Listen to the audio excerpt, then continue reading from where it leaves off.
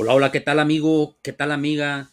Me da compartir contigo el milagro de los Andes, la historia de los sobrevivientes de la tragedia del avión uruguayo que cayó en los Andes un fatídico viernes 13 de octubre del año de 1972, con 45 personas a bordo, de los cuales hubo 16 sobrevivientes que soportaron 72 días en la cordillera a 4.500 metros de altura, con temperaturas de hasta 30 grados bajo cero, sin comida y sin ropa adecuada, y lograron sobrevivir y encontrar la salida por sus propios medios.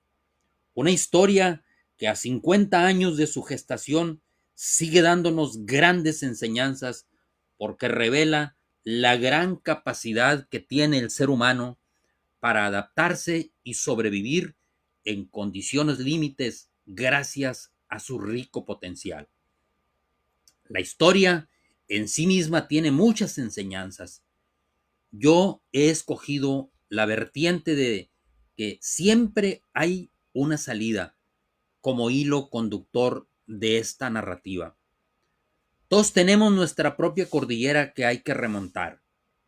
A todos en algún momento se nos cae el avión en el que viajamos por la vida y de pronto no sabemos cómo salir de nuestras cordilleras. Una de las enseñanzas de esta historia es que siempre, siempre hay una salida. Donde hay una voluntad, hay un camino. Los invito a conmemorar la más extraordinaria historia de supervivencia protagonizada por gente común. Así la ha considerado National Geographic. Por lo tanto, te doy la más cordial de las bienvenidas. Acompáñame en este viaje. Conocí la gesta heroica a través de las páginas de la revista Selecciones del Rader Digest allá por el año de 1974, siendo estudiante de primero de secundaria. Y debo confesarte que desde entonces me atrapó la historia. Nunca imaginé que después de 50 años estaría aquí contigo compartiendo esta lección de vida. Esta es una historia digna de contarse por el gran valor que encierra, dado que más que todo es una historia de amor, de solidaridad y vocación de servicio. Son los sentimientos que mueven al mundo y dan sentido a nuestra vida. Por lo mismo, esta gran historia, ha sido contada por múltiples canales.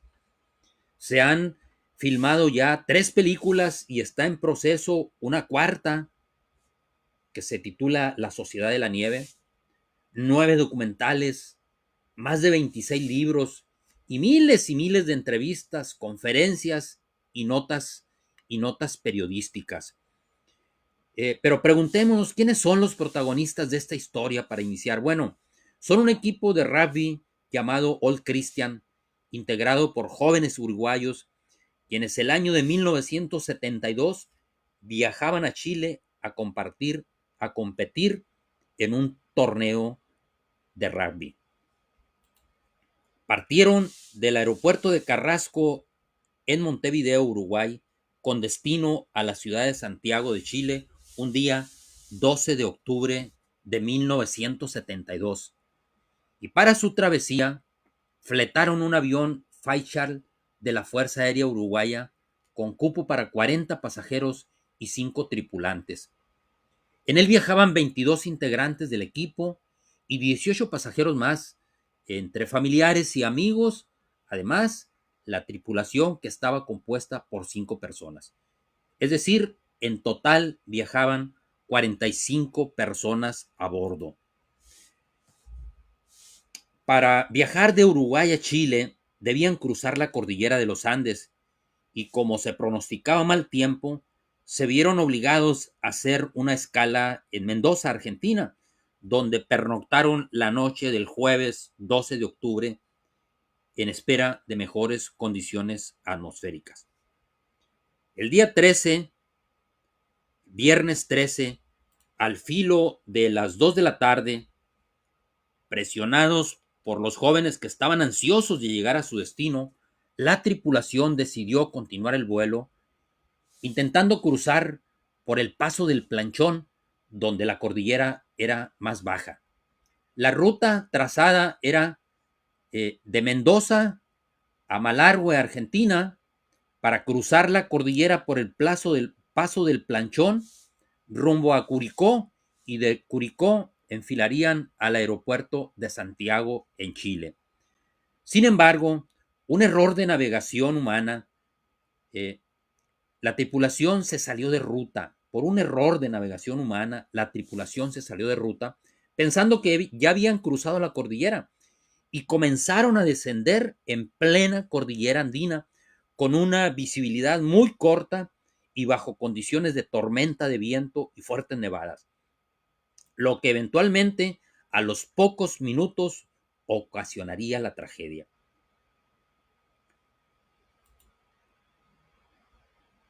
Minutos antes de la colisión, en el avión prevalecía la euforia y la algarabía de los jóvenes que iban a jugar y a divertirse en un fin de semana sensacional en Chile.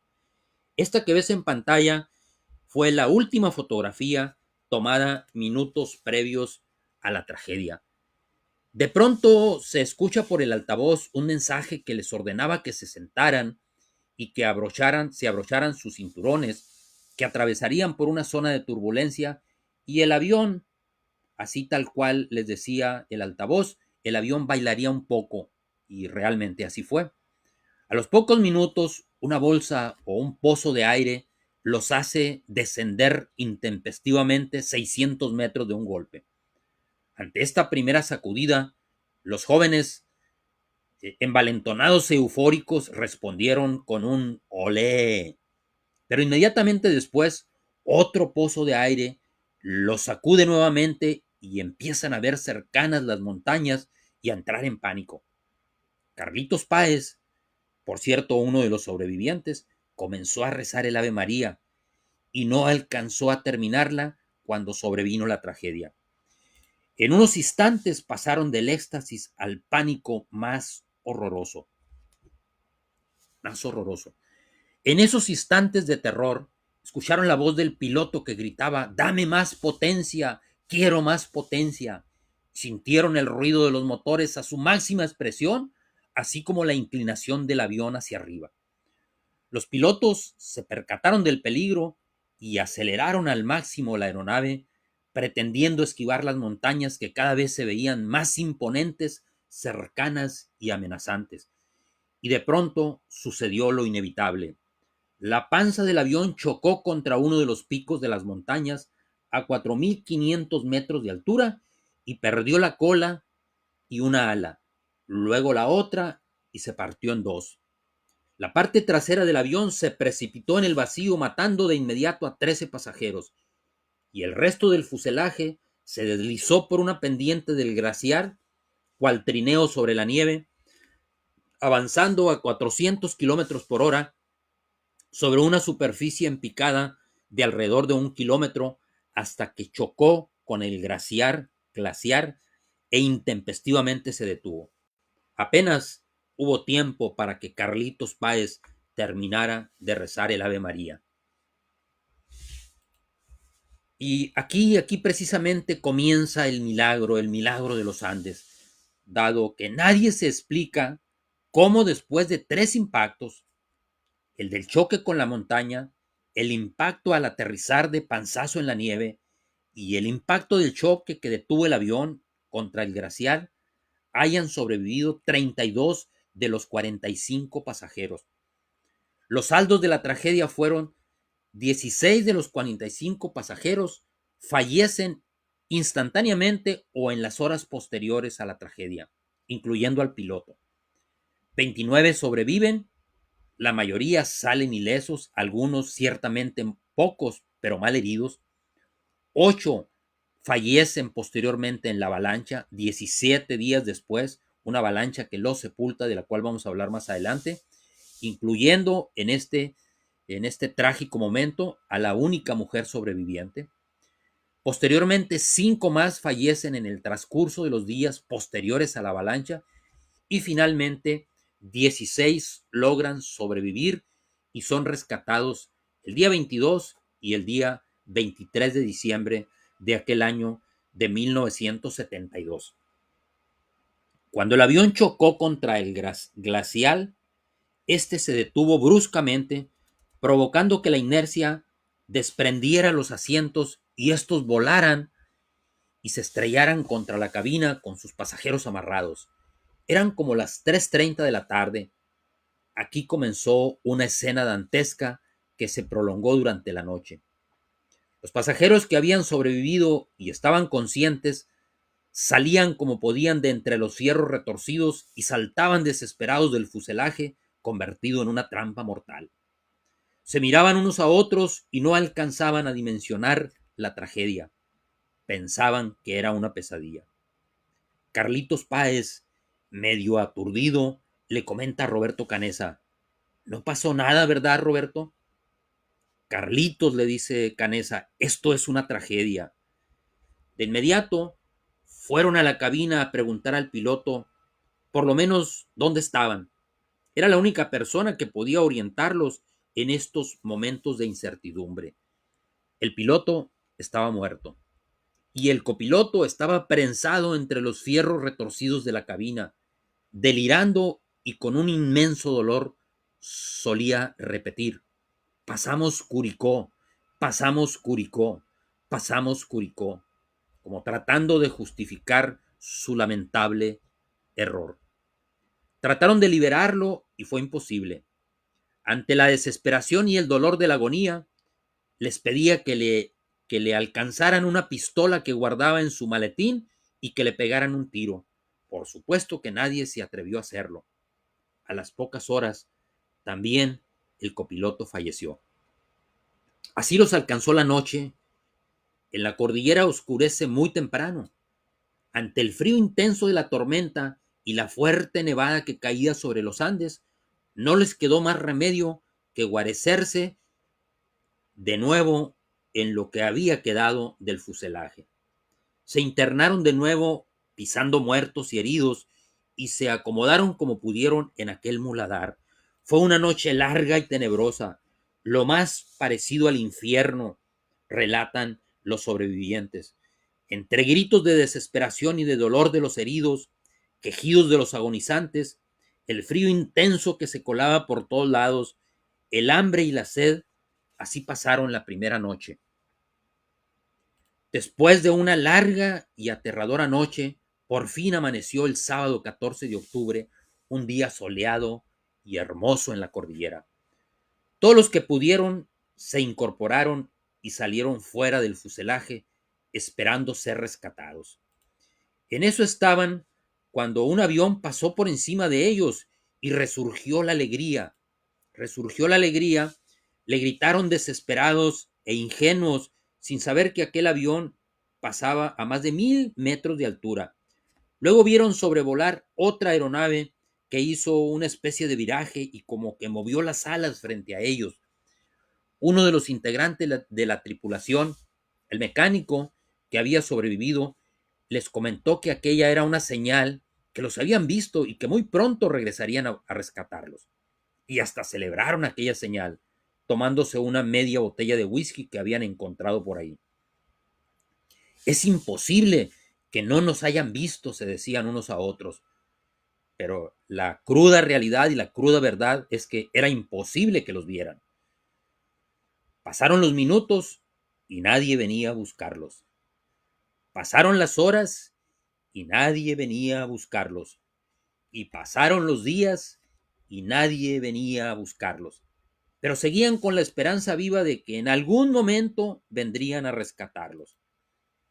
Así empieza un rápido proceso de adaptarse a aquella realidad. Entre el día 4 y el día 9 de la Odisea, sus mentes pronto empezaron a adaptarse a la experiencia límite que estaban viviendo. Marcelo, el capitán del equipo, asume su rol de liderazgo y comienzan las labores de organización para hacer más llevadera su estancia en aquel infierno. Sacan a los muertos y curan a los heridos. Desalojan y tapean el fuselaje. Hacen inventario y racionan los pocos alimentos de los cuales disponían. Fabrican una máquina para descongelar nieve para poder tomar agua. Encuentran una radio de transistores y fabrican una antena con la cual logran comunicarse. Empiezan a surgir los liderazgos naturales.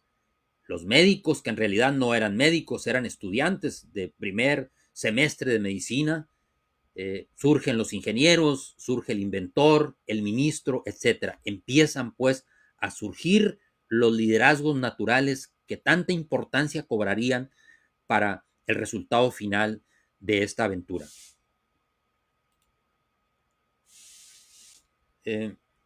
Así siguieron pasando los minutos, las horas y los días largos, desesperantes y lentos. Cada sobreviviente ponía al servicio de los demás los dones y talentos. Así emprendieron una primera caminata en busca de la cola del avión, donde según el mecánico debían estar las baterías. La intención era rescatar las baterías para poder conectar la radio y hacerla funcionar y poderse comunicar.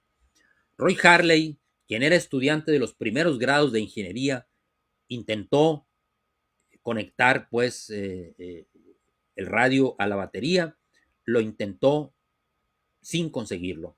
Fue imposible interconectar más de 100 cables. Los estudiantes de medicina, mientras tanto, Roberto Canessa y Gustavo Servino, se encargaban de curar a los heridos. Carlitos Páez era el encargado de tapiar el avión y rezar el rosario todos los días, además de mantener el ánimo del grupo con su buen humor. Así pasaron los largos primeros 9 días de angustia, de espera y, digamos, de desesperación. El día 23 de octubre, a 10 días de la tragedia, marcó un parteaguas en esta historia. A muy temprana hora, como de costumbre, salieron Gustavo Nikolic y Roy Harley a escuchar las noticias en aquella pequeña radio de transistores que habían acondicionado, pequeña radio de transistores marca Spica, que se habían encontrado y la habían acondicionado con una antena y con ella podían comunicarse, escuchar las radios chilenas o las radios uruguayas. Para estas fechas, todos los sobrevivientes seguían albergando la esperanza de que de un momento a otro vendrían a buscarlos. Luego de unos minutos, regresaron Nikolic y Harley al fuselaje con la noticia que nunca se hubieran esperado. Habían escuchado en una radio chilena que se suspendía la búsqueda del avión uruguayo que se había perdido en los Andes. También escucharon que esperarían a febrero o marzo, cuando se derritiera la nieve, para ir a buscar los restos del avión y los cadáveres de sus pasajeros y tripulantes. Por supuesto que la noticia cayó como un marrazo en la nuca de los sobrevivientes. El ánimo se les vino abajo como era natural. No podían creer tal noticia. Ellos estaban vivos y el mundo los había abandonado. El mundo los consideraba muertos. Pero quien dio la voz de alerta fue Gustavo Nikolic, reflexivo y optimista como era, les dijo que esta era una buena noticia. ¿Cómo una buena noticia, hijo de puta?, le comentó Carlitos Páez. Gustavo Nikolic lo tomó del cuello y lo miró a los ojos y le dijo: sí, Carlitos, es una buena noticia, porque de ahora en adelante dejaremos de depender de que nos busquen de afuera y debemos buscar la salida por nuestros propios medios. ¿Cuáles medios, pelotudo?, le contestó Carlitos en ese lenguaje folclórico uruguayo, si no tenemos nada. Tenemos la vida, la fe y la fuerza interior, y eso nos basta, le respondió el Coco Nikolic. Ese día marcó un parteaguas en la historia, y fue un verdadero parteaguas porque dejaron de sobrevivir y comenzaron a vivir, comenzaron a buscar la salida por sus propios medios, dejaron de esperar que vinieran a buscarlos de afuera. La brillante idea de Gustavo Nikolic de que había que buscar la salida por sus propios medios pronto caló hondo en la conciencia del grupo y representó un impulso revitalizador. Este cambio de actitud es una de las grandes enseñanzas de la historia. Salir a pelear con nuestros propios recursos sin esperar a que nos ayuden de afuera. Es decir, convertirnos en los dueños de nuestro destino, en los capitanes de nuestra alma. Esta es una condición imprescindible para salir adelante en cualquier circunstancia de la vida, para salir de nuestras propias cordilleras, por más difíciles que éstas parezcan. A 10 días de la tragedia, los sobrevivientes se estaban consumiendo literalmente en vida. Soportaban el inclemente frío sin ropas adecuadas, no tenían agua ni comida. En estos días solo habían comido entre todos una lata de mariscos y unos cuantos chocolatines y dulces de leche. Probaron la pasta de dientes, pero les daba diarrea. Intentaron comer crema para el cuerpo. Intentaron tomar té de tabaco y hasta probaron las suelas de cuero de los zapatos y el cuero de las maletas, pero era imposible comerlas, dado su proceso de industrialización. En la cordillera de los Andes no hay vida animal ni vegetal, solo piedras y hielo. No hay plantas, ni líquenes, ni animales. Solo unos cuantos cóndores que de vez en cuando lo rondaban esperando que fallecieran, por lo que se enfrentaban a una de las más controversiales decisiones, es decir, alimentarse de los cadáveres de sus amigos. En el grupo flotaba la idea, pero nadie se atrevía a expresarlo abiertamente. Carlitos Páez y otros compañeros se aprestaban a hacer una expedición en busca de los demás restos del avión, y le dice a Nando Parrado: Nando, ¿no quedará nada en la despensa? Y Nando le responde: nada, Carlitos, pero yo soy capaz de comerme al piloto. Carlitos se le quedó mirando, pensativo, pero no le dijo nada. Mientras iban de camino, Carlitos le comentó a Eduardo Strauch: che, Nando está loco, se quiere comer al piloto. Eduardo le contestó: no está tan loco, Carlitos. Yo, junto con mis primos, ya lo habíamos pensado. Cuando regresaron los expedicionarios, hicieron un cónclave para discutir la decisión. No era algo sencillo, obviamente. Había que sobreponerse a tabús ancestrales y creencias religiosas, socioculturales y hasta biológicas. Para algunos resultaba repugnante solamente pensar en aquella idea, pero pronto se convencieron de que no había otra solución. Se trataba de vivir o morir. Entonces hicieron un pacto de hermanos donde decidieron que si alguno de ellos moría, quedaba a disposición del resto para que comieran su cuerpo. Eso les ayudó a tomar la controversial decisión. Algún otro comentó que la decisión representaba una especie de comunión al estilo de Jesucristo, que les dio a comer su propio cuerpo a sus discípulos. Y a decir de Carlitos Páez, la decisión no encontró mayor resistencia como podría parecer. Es decir, no es el gran tema de la historia. Entonces, una vez tomada la decisión y habiendo hecho este pacto de hermandad, entonces comisionaron a Roberto Canessa y a Gustavo Servino, ambos estudiantes de medicina, para que se encargaran de la importante tarea de tasajear a los muertos para extraer su carne, cosa que era muy difícil, puesto que los cadáveres estaban congelados y no tenían instrumentos para cortar la carne. Y así comenzaron a practicar lo que científicamente se denomina antropofagia. Algunos de ellos, como José Luis Coche Inciarte, aún habiendo digerido la idea, el pasar a la acción les resultaba asqueroso y repugnante, y se resistieron varios días, hasta que no les quedó más remedio que comer la carne de sus amigos muertos. Para otros, en cambio, fue más sencillo. Fue más sencillo superar los tabúes al considerar que sus amigos ya no pertenecían a esta dimensión y sus cadáveres representaban alimento indispensable para poder sobrevivir. Así transcurrió una semana más, viviendo al límite y poniendo cada día a prueba su capacidad de adaptación. Cuando creían que había pasado, que habían soportado todo y que no había otra experiencia más dura, la montaña les tenía reservado otro duro revés. Eran como las 9 de la noche del día 29 de octubre, el día 17 de la historia.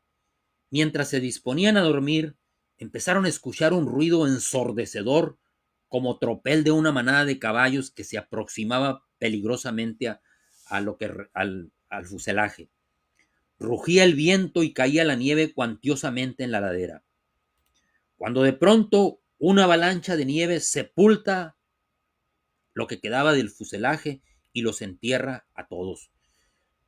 Todos los sobrevivientes refieren que esta fue una de las pruebas más duras que tuvieron que soportar. Todos sintieron cercana la muerte, tras 3 días y 3 noches que duraron sepultados hasta que comenzaron a escarbar y lograron hacer un túnel y salir uno a uno cual roedores entre la nieve. La avalancha mató a 8 personas más, entre ellas a Liliana, la esposa de Javier Metol, y hasta el momento la única mujer que había permanecido viva. En estas circunstancias, para este momento, a 20 días de permanecer perdidos en la cordillera, a 4.500 metros de altura, soportando el más cruel y despiadado frío, el hambre y la sed, ya habían experimentado de todo, pero la montaña parecía que se ensañaba con ellos. Primero el impacto y la caída que frustró su viaje. Luego tratan de hacer funcionar la radio y no lo consiguen. 10 días después de la tragedia, se suspende su búsqueda. El mundo los da por muertos. Luego viene la avalancha y los sepulta bajo 3 metros de nieve durante 3 días. Pero ellos jamás se dieron por vencidos. El gran mérito de la historia fue haberle dicho que sí al no. La tolerancia a la frustración fue permanente.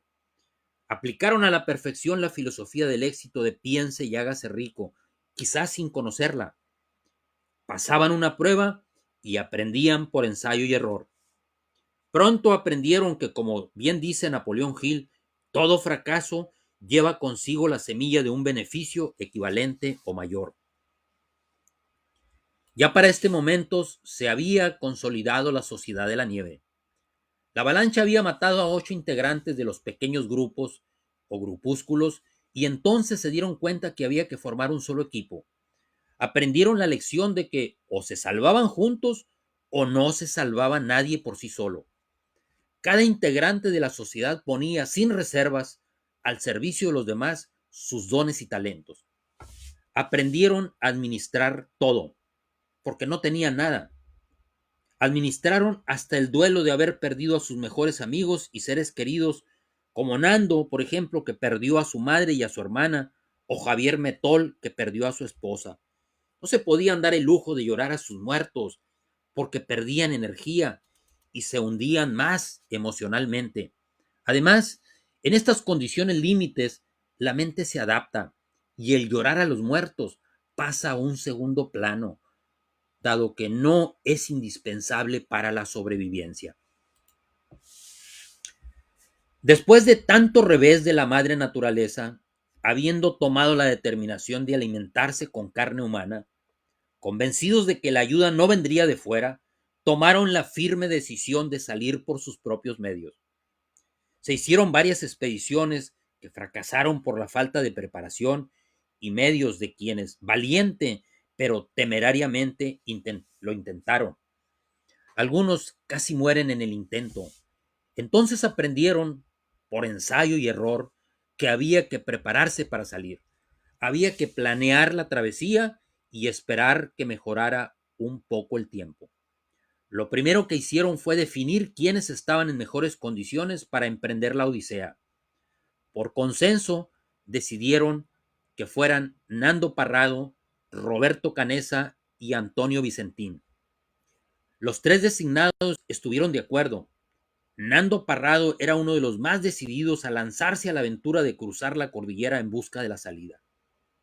Así comenzaron a preparar la expedición que finalmente los salvaría a todos.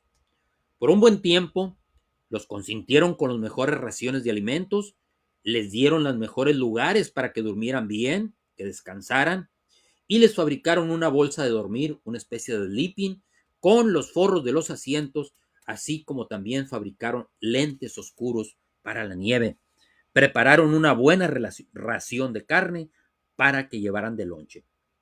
Por fin, el 12 de diciembre, a las 5 de la mañana, partieron los tres expedicionarios en busca de la salida. Todos salieron y los despidieron con un abrazo y les desearon la mejor de las suertes. En ellos depositaron toda su confianza.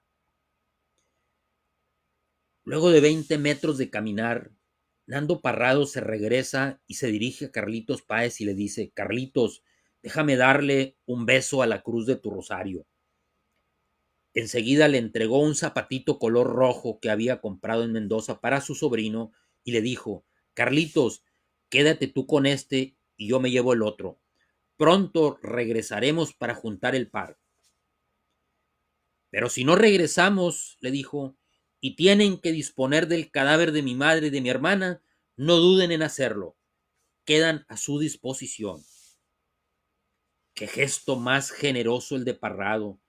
No conforme con arriesgarse a una aventura de locos al pretender cruzar la cordillera en aquellas condiciones, todavía los autoriza a que se alimenten de la propia carne de su carne y sangre de su sangre, su madre y su hermana. Esta advertencia es considerada como uno de los más grandes ejemplos de amor, solidaridad, comunión y entrega total que se despertó en la montaña.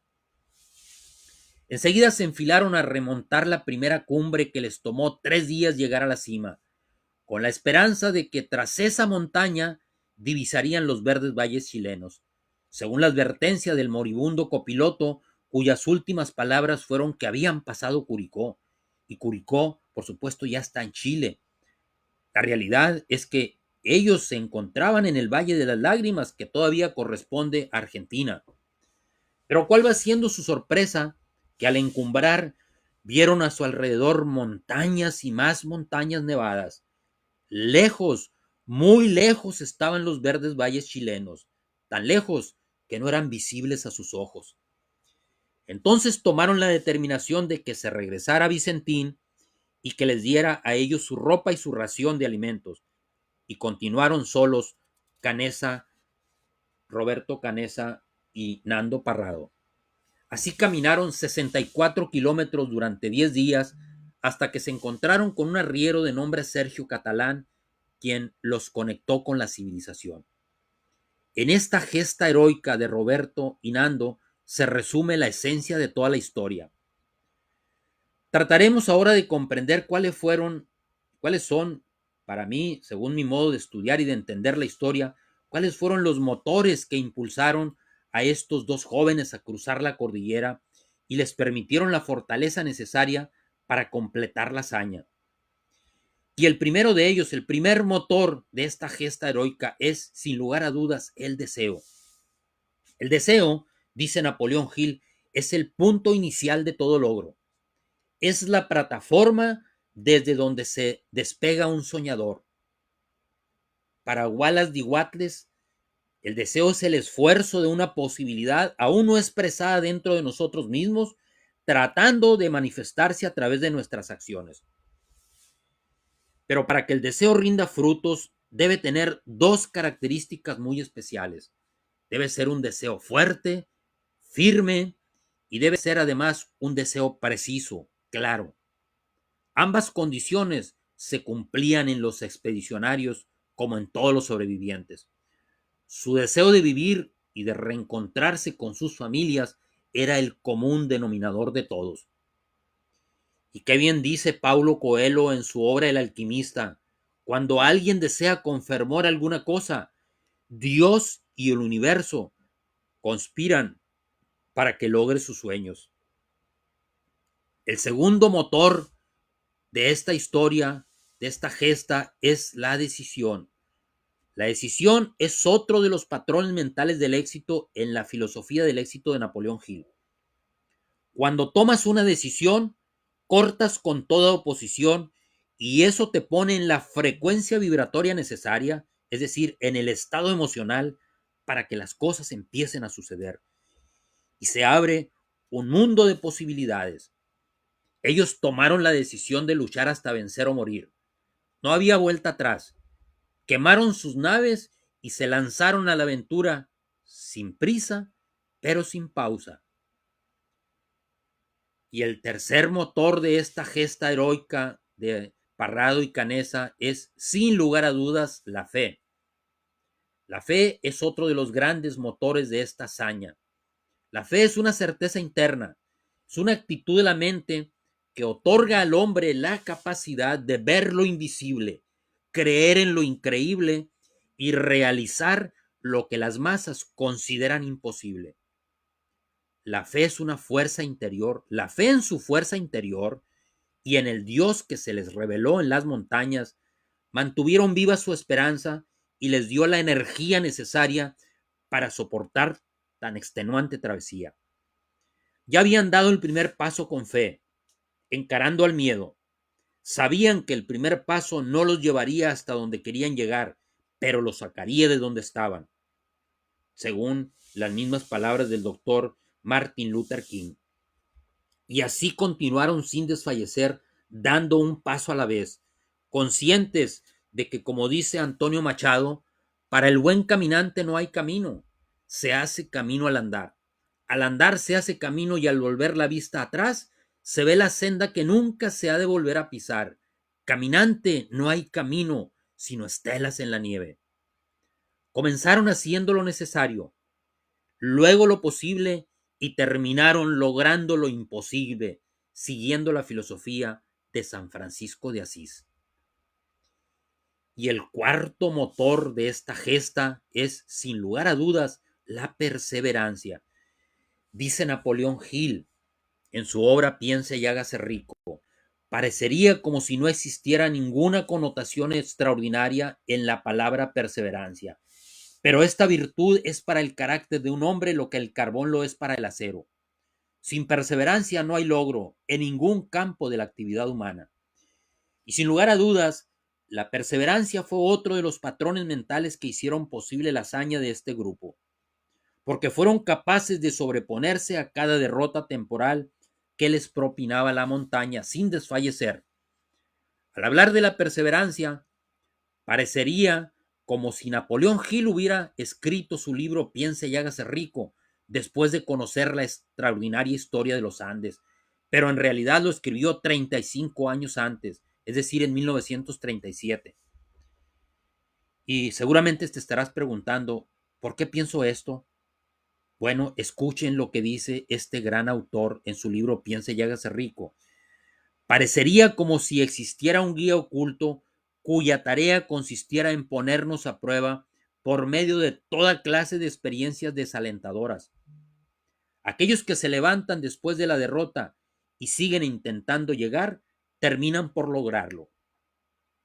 Este guía oculto, sigue diciendo Napoleón Hill, no permite que nadie disfrute de grandes logros sin superar la prueba de la perseverancia. Quienes no la superan nunca llegan a donde quieren llegar. Los 16 sobrevivientes, pero sobre todo Parrado y Canessa, encontraron la salida gracias a la práctica de la virtud de la perseverancia. Jamás se dieron por vencidos.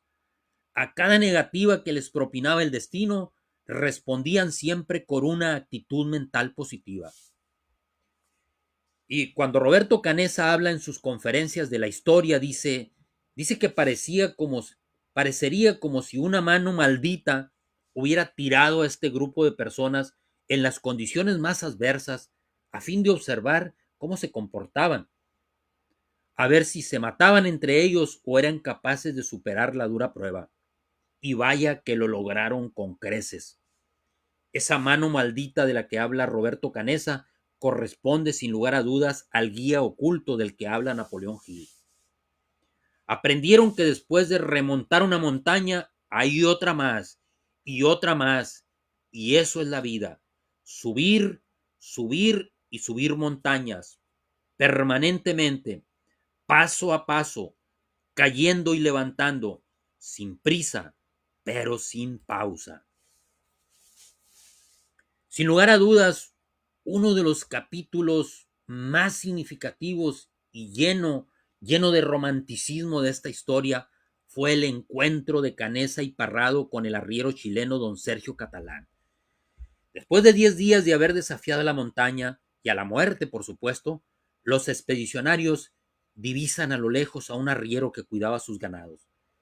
Como no podían hablar con él, ni se podían acercar porque los separaba un estruendoso y caudaloso río, el arriero les hizo una señal que esperaran, pues ya caía la noche cuando lo encontraron por primera vez, y el arriero se marchó y ellos se quedaron con la esperanza de que el arriero volvería, supieron interpretar aquella señal. Y sin lugar a dudas, a la mañana siguiente, don Sergio volvió muy temprano y les tiró un papel y un lápiz atado con una piedra, y fue como pudieron comunicarse. Nando Parrado escribió aquel histórico mensaje cuya noticia le dio la vuelta al mundo. Vengo de un avión que cayó en las montañas. También el arriero les tiró unos panes que les supieron, por supuesto, a gloria después de 72 días sin probar bocado. Una vez leído el mensaje y consciente de la urgencia, don Sergio cabalgó 120 kilómetros hasta un puesto de vigilancia del ejército chileno y dio parte a las autoridades, quienes no podían creer lo acontecido. Enseguida fueron a rescatarlos en 2 helicópteros a una parte de los sobrevivientes. El resto fue rescatado al día siguiente. Y aquí otra gran enseñanza de la historia. Hay que ser conscientes de que el arriero no los encontró a ellos. Ellos encontraron al arriero. Es decir, la vida es así. Hay que salir a buscar al arriero, pero también hay que convertirse en arrieros para ayudar a otros a salir de su cordillera. El arriero, don Sergio, captó la necesidad, fue empático con ellos, pero además se compadeció de los náufragos. Y la compasión te hace empatizar con el otro, pero además salir a su encuentro y tirar para ayudarlo a salir. La carta que le tiró Nando Parrado al arriero chileno decía lo siguiente: vengo de un avión que cayó en las montañas, soy uruguayo, hace 10 días que estamos caminando, tengo un amigo herido arriba, en el avión quedaron 14 personas heridas, tenemos que salir rápido de aquí y no sabemos cómo, no tenemos comida, estamos débiles, ¿cuándo nos van a buscar arriba? Por favor, no podemos caminar. ¿Dónde estamos? Mientras en el fuselaje los 14 sobrevivientes que se habían quedado a la espera permanecían soportando las inclemencias del tiempo, la sed, el hambre que los consumía palmo a palmo, poco a poco. Permanecían sobreviviendo entre la angustia y la esperanza. Ya eran demasiados 10 días y la ansiada ayuda no llegaba. Entonces salieron de nuevo muy temprano a escuchar la radio y lograron escuchar, entre muchas interferencias, que al parecer habían aparecido 2 náufragos del avión perdido en los Andes. En esto se les pierde la señal y ya no alcanzaron a escuchar nada más. Intentando sintonizar alguna otra estación, de pronto, ¿cuál va siendo su sorpresa que escuchan nítidamente el Ave María? Y esta fue para ellos la señal del cielo que presagiaba su rescate. Posteriormente, a los pocos minutos, lograron sintonizar. Todas las radios del mundo daban la sorprendente noticia.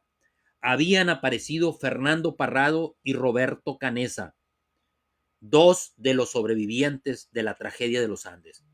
Ya no había dudas, habían encontrado la salida. Entonces todos empezaron a hacer maletas para despedirse de aquel infierno que habían soportado durante 2 meses. Y así llega el día 72, por fin el rescate. En el día 72 de esta épica historia de supervivencia, fruto del amor, de la solidaridad, del coraje, del esfuerzo y del heroísmo, por fin los protagonistas ven la luz al final del túnel. El silencio de la montaña de pronto se vio interrumpido por el ruido de los motores de 2 helicópteros que acudían a su rescate. Aquel ruido ensordecedor era música celestial para sus oídos. Todo era fiesta y celebración en aquel grupo de intrépidos jóvenes que habían desafiado a la montaña y esquivado tantas veces a la muerte. Por fin se cristalizaba el sueño que habían albergado durante 72 días, salir de aquel infierno para ir a abrazar a sus seres queridos y darles la noticia de que estaban vivos. Por fin se confirmaba su sospecha. Tenía que haber una salida. Siempre, siempre hay una salida. La pesadilla llegaba a su fin y ahora deberían iniciar su reinserción a la vida normal. La noticia, por supuesto, estremeció al mundo. El día del rescate, la noticia que apareció la atención de todos los diarios del mundo fue el milagro en la cordillera. Sobrevivieron 16. Desde la BBC de Londres hasta las más modestas radios de Latinoamérica llenaban sus espacios noticiosos con esta nota. Y viene el reencuentro con sus familias. El siguiente paso fue pues, por supuesto, reencontrarse con sus familias. De pronto pasaron del infierno a la gloria, del sufrimiento al gozo, de la soledad a la compañía. En la montaña quedaron esparcidos los restos del avión, que fueron reunidos y colocados en un montículo de piedras junto con los restos sepultados de los que murieron. Sobre la tumba múltiple, se alza una rústica cruz de hierro, simbolizando la victoria de la vida sobre la muerte. Viven. Este montículo de piedras y este altar a la vida se encuentra en el lugar de la tragedia, en el Valle de las Lágrimas, en Argentina. Y a 50 años del milagro, el milagro perdura. Todos los participantes de aquella travesía viven. Todos los 45. 15 de los 16 sobrevivientes perduran en el tiempo. Los que trascendieron el tiempo y el espacio viven en los recuerdos de sus amigos y de sus seres queridos. De los 16 sobrevivientes hasta este momento que estoy contándote esta historia, octubre del año 2022, a 50 años de la tragedia, solo ha muerto uno de los sobrevivientes, Javier Metol. Ahí lo ves a la derecha con esa crucecita amarilla en el pecho. Y también, por supuesto, ha muerto también don Sergio Catalán, el arriero, que está al centro de esa fotografía. La historia es tan grande que ya no les pertenece solo a ellos. Para mí es patrimonio intangible de la humanidad, porque es el más preclaro testimonio de la grandeza y de la capacidad del ser humano de sobreponerse y de salir airoso aún en las condiciones más adversas. Esa fotografía que ves en pantalla fue tomada 40 años después de la tragedia, en el 40 aniversario. Ahorita ya estamos por celebrar el 50 aniversario, estamos a unos días de celebrarlo. Ahí están en esa foto con el presidente chileno Sebastián Piñera, 15 de los 16 sobrevivientes. Y para mí, sin lugar a dudas, esta historia tiene grandes enseñanzas. Por lo menos me gustaría reseñar 10 lecciones de vida de la historia, 10 lecciones para encontrar la salida. Primero, la primera lección es el valor del trabajo solidario y en equipo. La experiencia del grupo fue clave para superar la frustración. Cuando uno se caía, otros lo levantaban. Segunda lección de vida de esta historia: vive el momento presente y pelea el día a día. El hoy, pelea el día hoy. Hoy se hace camino al andar, golpe a golpe, verso a verso.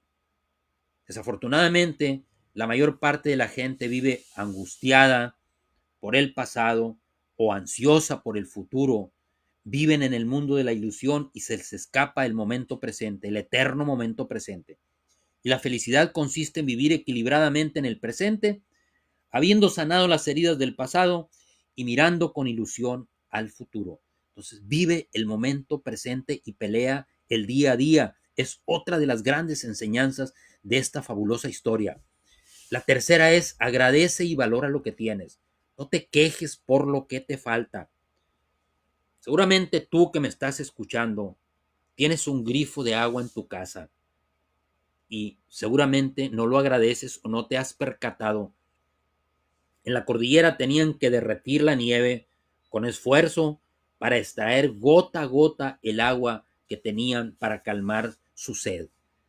Tener una cama con sábanas secas, una cama donde dormir, extendidos, es otra de las cosas que seguramente no aquilatamos.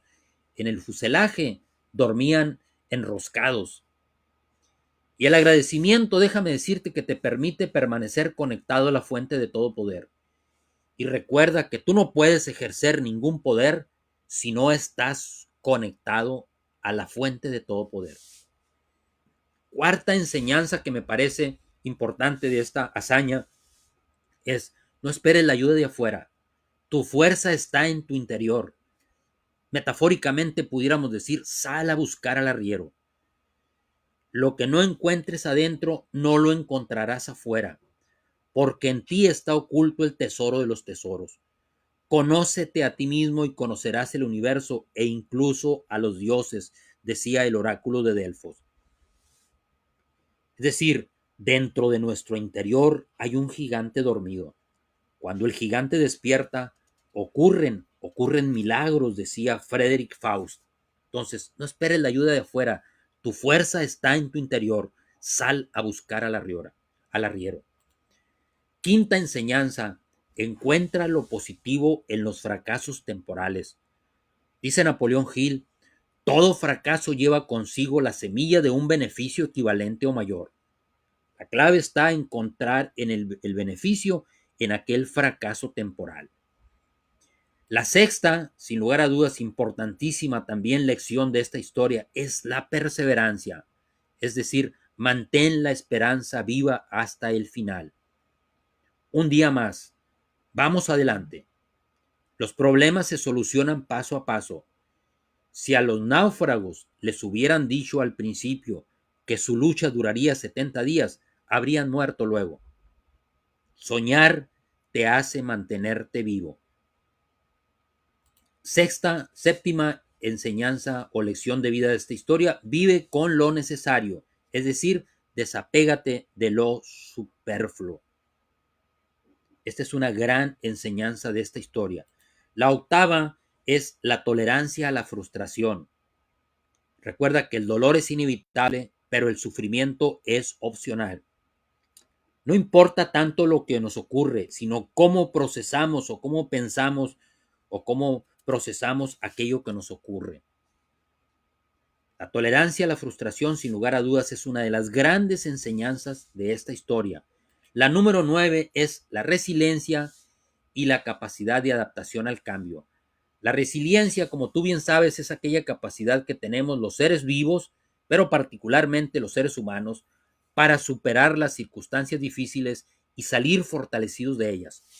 En situaciones límites sale a relucir esta capacidad de soportar y de trascender el dolor, como los sobrevivientes de los campos de concentración nazis que nos narra el doctor Viktor Frankl en su libro El hombre en busca de sentido.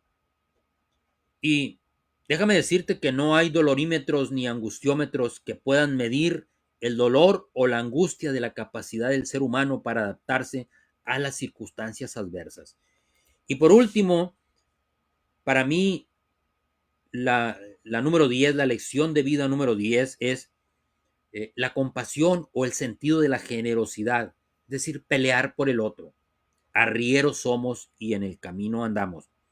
Adoptar la actitud del arriero que empatizó con los náufragos, dejó de lado sus labores y fue a buscar ayuda, en eso consiste la compasión, en ponerte en los zapatos del otro y tirar para sacarlo de donde está.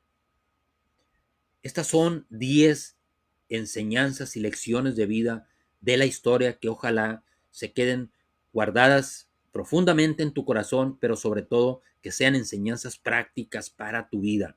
Ahora yo te pregunto, ¿Cuál es tu cordillera?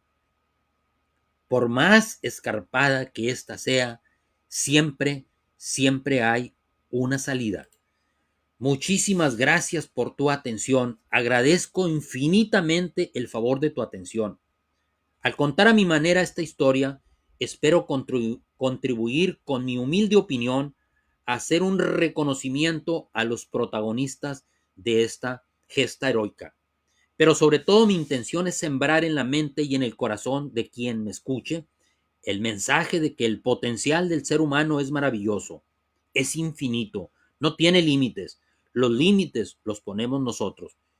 Yo soy un convencido de que, como bien dice Frederick Faust, dentro de cada uno de nosotros hay un gigante dormido. Cuando el gigante despierta, ocurren verdaderos milagros. Por tanto, llévate en tu corazón la idea central de esta conferencia. Siempre hay una salida. Por más empinada que sea la cuesta, por más difícil que parezca el problema, por más escarpada que sea tu cordillera, tienes todo lo necesario para salir de ella. Sal a buscar al arriero. Siempre hay una salida. Muchísimas gracias por tu atención.